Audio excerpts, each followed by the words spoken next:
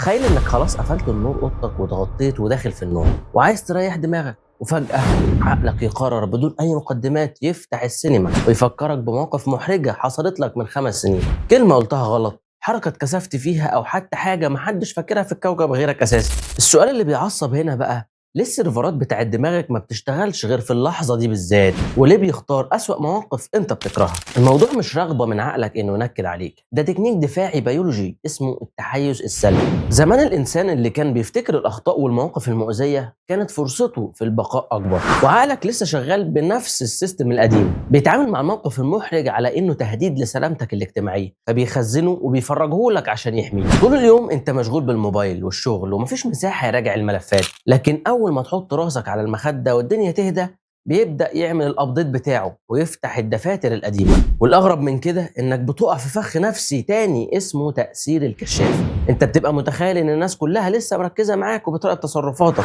لكن الحقيقة الموقف اللي منكد عليك كل ليلة ده الشخص اللي كان واقف معاك فيه غالبا نسيه من أول أسبوع، ويمكن من أول يوم أصلا، لأن كل واحد مشغول بنفسه ببلاويه. وعشان تهرب من الفخ ده، أول ما الموقف يجيلك اسأل نفسك، لو قابلت الشخص ده دلوقتي هل تتوقع إنه لسه فاكر؟ الإجابة بنسبة 99% هي لأ. فما تسمحش لعقلك يعاقبك على حاجة انتهت، لأن الشخص اللي غلط زمان مش هو نفس الشخص الذكي اللي واقف قدام النهارده. لو عجبك الفيديو اعمل لايك وما تنساش الفولو والشير. أنا إسلام صالح، أشوفكم الفيديو الجاي.